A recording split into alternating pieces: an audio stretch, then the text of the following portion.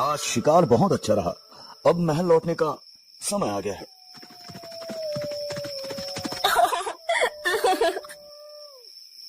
ये आवाज कहां से आ रही है?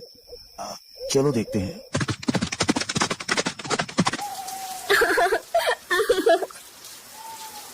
हे देवी, तुम कौन हो और यहाँ इस घने जंगल में क्या कर रही हो? महाराज, मेरे पति ने मुझे यहाँ छोड़ दिया है। अब मैं क्या करूँ, कहाँ जाऊँ, कुछ समझ नहीं आ रहा। राजा ने देखा कि औरत बहुत खूबसूरत है।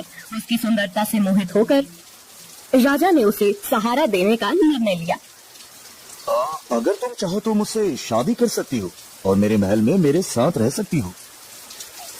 ठीक है महाराज, मुझे आपकी शरण स्वीकार है। औरत राजा की बात मानकर उनके साथ महल में चली गई।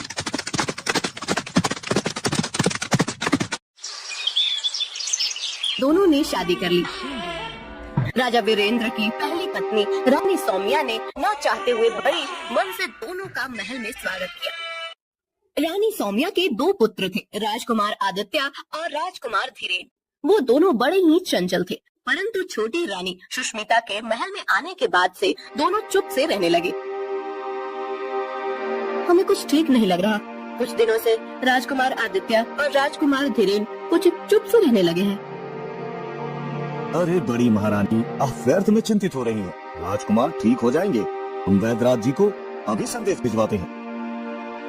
जी महाराज, आप कह रहे हैं तो हम मान लेते हैं। राजवैद्य दोनों राजकुमारों का इलाज शुरू करते हैं, पर दोनों की प्रकृति में कोई सुधार नहीं होता। ऐसे ही दिन बीतते जा रहे थे। कुछ दिनों बाद राजा भी बीमार पड़ने लगे। दिन पर दिन उनकी तबीयत बिगड़ती जा रही थी। महाराज, हमने हर संभव इलाज किया, लेकिन आपकी तबीयत में कोई सुधार नहीं हो रहा है। ये आखिर मुझे क्या हो रहा है? जब कोई सुधार नहीं हुआ तो राजा ने मशहूर वैद्य महर्षि चरक जी से मिलने का निर्णय लिया।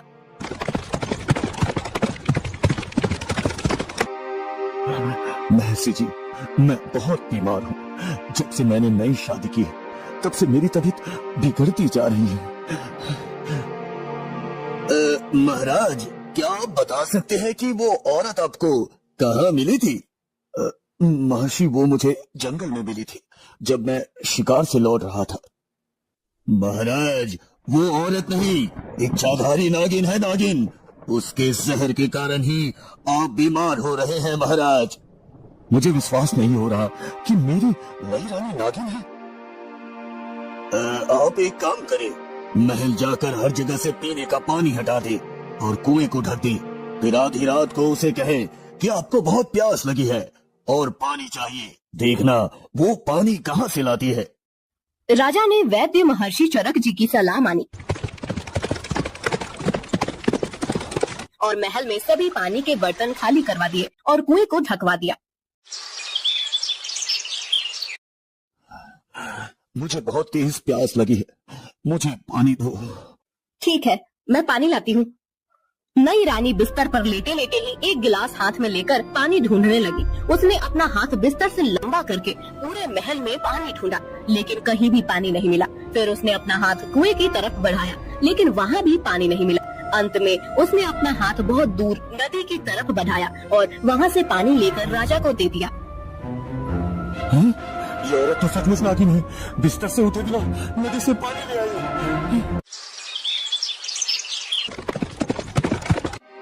महर्षि जी, मुझे यकीन हो गया है कि वो औरत नहीं, नागिन है। मुझे उससे बचाइए महर्षि जी, मुझे उससे बचाइए। महाराज, आज आप अपनी पहली पत्नी रानी सौम्या से कहे कि चलो समुद्र देखने चलते हैं। जब आप ऐसा कहेंगे तो नई रानी भी साथ चलने का जिद करेगी। फिर आप उसे भी साथ लीजिए। आगे का काम मैं देख लूंगा। राजा ने महर्षि चरक जी की बात मानी और महल लौटकर अपनी पहली रानी सौम्या से कहा, रानी सौम्या, चलो समुद्र देखने चलते हैं। मुझे भी समुद्र देखना है। हाँ ठीक है भाई, तुम भी चलो। अगले दिन सब समुद्र के पास पहुँचे। महर्षि चरक जी भी साथ में आए। सब लोग नाव में सवार होकर समुद्र में घूमने लगे।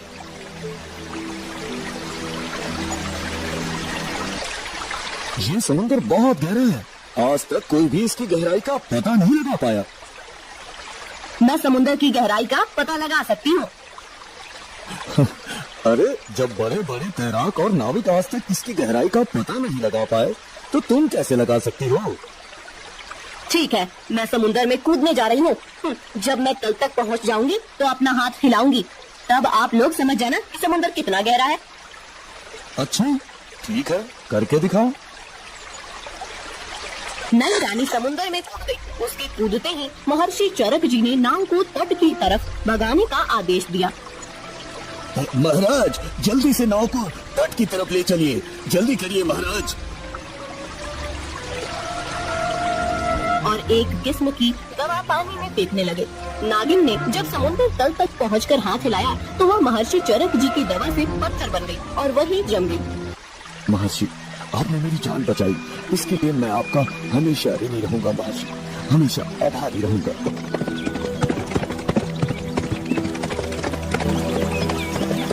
राज्य में दोनों राजकुमारों की प्रकृति भी ठीक हो गई और राजा भी स्वस्थ हो गए। राजा ने महर्षि चरक जी को ढेर सारा इनाम दिया और अपनी बहन रानी सौम्या और दोनों राजकुमारों के साथ खुशी खुशी रहने लगे।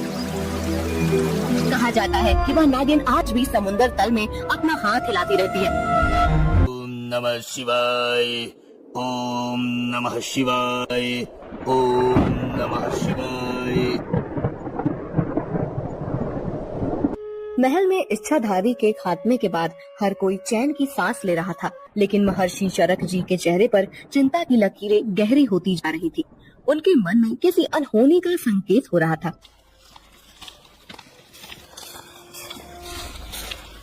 महाराज हमें ये सोचकर संतोष नहीं करना चाहिए कि वो इच्छाधारी नागिन को समुद्र में कैद करने से सब कुछ समाप्त हो गया। उसकी आत्मा इतनी सरलता से मिट नहीं सकती महाराज। क्या महर्षि आप क्या कहना चाहते हैं कि वो नागिन अभी भी हमारे बीच हो सकती है? हाँ महाराज, मैंने ध्यान लगाया था और मुझे आभास हुआ है कि उसकी शक्ति अभी भी इस भूमि पर विद्यमान है। ओम नागिनाय स्वाहा, ओम नागिनाय स्वाहा, ओम नागिनाय स्वाहा, ओम नागिनाय स्वाहा। दूसरी ओर समुद्र के गहरे तल में जहाँ नागिन की आत्मा को महर्षि ने एक पत्थर में कैद कर दिया था, वहाँ एक दुष्ट तांत्रिक ने अपनी साधना शुरू की थी। उसका लक्ष्य था नागिन की शक्तिशाली आत्मा को मुक्त कर उसके माध्यम से अपनी शक्ति बढ़ाना। ओम नागिनाय स्वाहा, ओम नागिनाय स्वाहा। तेरी शक्ति को मैं बुलाता हूँ। ओ नागिन, इस संसार में वापस आ, वापस आ। समुद्र की लहरें बढ़ने लगी। पानी में से एक तीव्र नीली रोशनी उभरने लगी। वह पत्थर जिसमें नागिन की आत्मा बंद थी धीरे धीरे फूटने लगा। अचानक एक भयंकर गर्जना के साथ नागिन पत्थर के बाहर आ गई। मैं मुक्त हो गई। इस संसार ने मुझसे जो लिया अब मैं उसे वापस लूंगी। मैं तुम्हारी शक्ति के साथ इस दुनिया पर राज करूंगा, राज। तांत्रिक की योजना थी कि वह नागिन की शक्ति का उपयोग कर पूरे राज्य को अपने नियंत्रण में ले। ये तो संभव नहीं है तांत्रिक। नागिन ने अपनी कुटिलता से तांत्रिक को धोखा दिया। वह उसे मारकर उसके सारे जादू पर कब्जा कर लेती है। अब नागिन पहले से भी शक्तिशाली हो चुकी थी। कोई भी मेरी शक्तियों को नियंत्रित नहीं कर सकता। अब मैं अपना बदला पूरा करूंगी और उस राजा वीरेंद्र को तबाह करूंगी जिसने मुझे कैद किया था। महल के बगीचे में एक दिन रानी सौम्या टहल रही थी। अचानक उन्हें ऐसा महसूस हुआ जैसे कोई उन्हें देख रहा है। एक अनजानी घबराहट उनके दिल में घर करने लगी। ये हवा इतनी तेज क्यों हो गई? कोई यहाँ है क्या? अचानक एक अदृश्य शक्ति रानी सौम्या पर हमला करती है।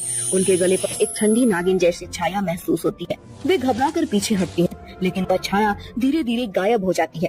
सौम्या समझ जाती है कि यह कोई सामान्य घटना नहीं थी। एक रात जब पूरा महल गहरी नींद में था, नागिन ने अपना रूप धारण कर लिया।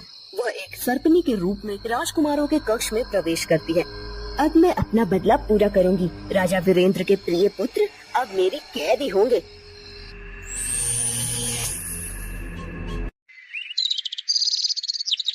महल में कोई भी नहीं जान पाता कि दोनों राजकुमार गायब हो गए हैं। नागिन उन्हें जंगल के एक गहरे हिस्से में ले जाती है, जहाँ उसने पहले से ही एक खतरनाक योजना तैयार की थी। अगली सुबह महल में हड़कंप मच जाता है। आदित्य धीरेन कहाँ गए? पूरा महल छान मारो, ढूंढो उन्हें। महाराज, महारानी, दोनों राजकुमार अपने कक्ष में नहीं है और महल में भी कहीं नहीं मिल रहे। महाराज, मुझे डर है कि कहीं नागिन ने ही उन्हें न ले लिया हो।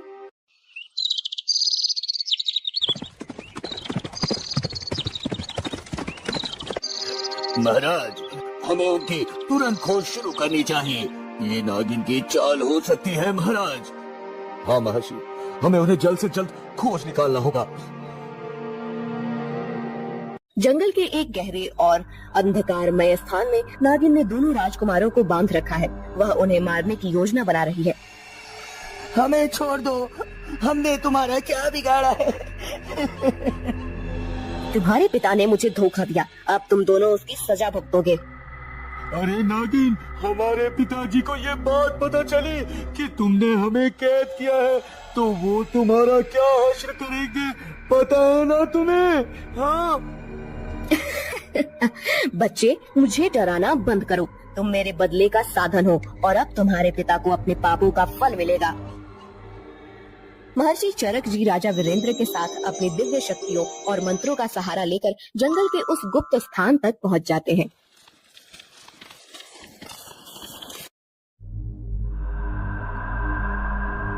ओम नमः शिवाय, ओम नमः शिवाय, ओम नमः शिवाय।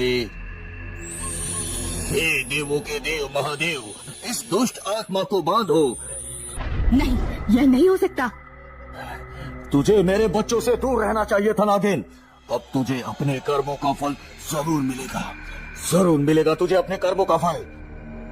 नागिन अपने अंतिम प्रयास में महर्षि और राजा को मारने की कोशिश करती है, लेकिन महर्षि की दिव्य शक्ति के आगे उसकी एक नहीं चलती।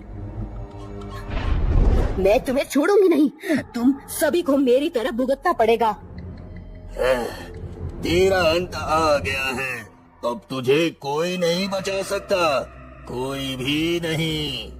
महर्षि चरक जी अपने मंत्र बल से नागिन को पूरी तरह से निष्क्रिय कर देते हैं। नागिन अपनी हार मान लेती है और विलाप करने लगती है।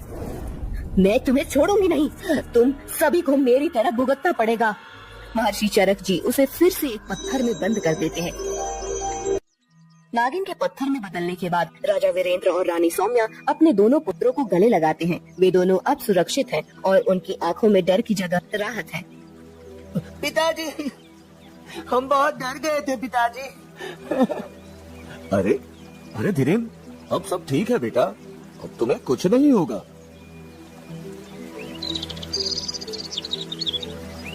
ओम नमः शिवाय, ओम नमः शिवाय, ओम नमः शिवाय। मैं फिर से हार गई, लेकिन मेरी आत्मा हमेशा तुम्हारे पीछे रहेगी राजा वीरेंद्र।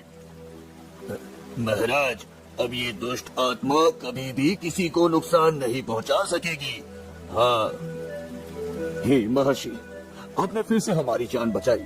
मैं आपका ऋणी हूँ महर्षि, मैं आपका ऋणी हूँ।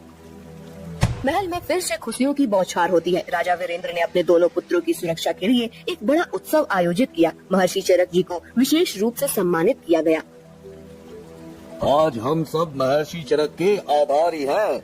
उनकी कृपा से हमारे राज्य की रक्षा हुई है। हाँ, नहीं महाराज, ये सब ईश्वर की कृपा और आपकी आस्था का परिणाम है महाराज।